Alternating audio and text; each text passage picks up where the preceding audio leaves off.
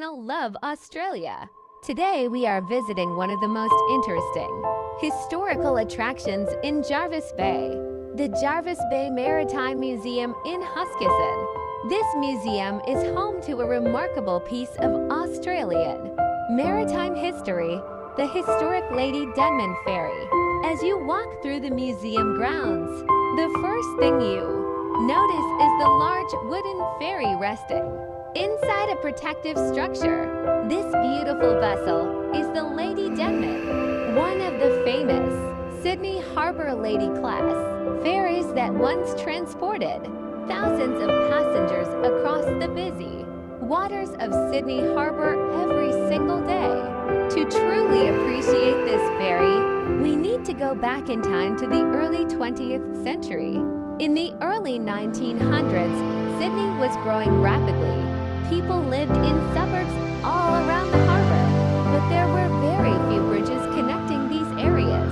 Before the construction of modern roads and tunnels, ferries were the main way people traveled across the harbor.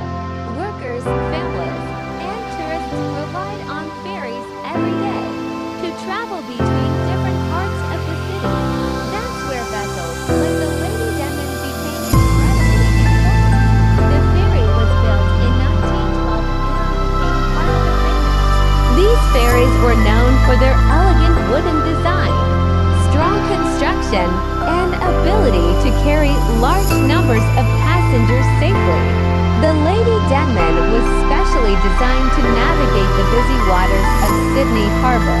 With its wide decks and comfortable passenger areas, it provided an efficient and reliable way for people to move around the city. At the time, ferries were not just transportation, they were part of everyday life. People used ferries to commute to work, visit friends and family, go shopping, or simply enjoy the views of the harbor.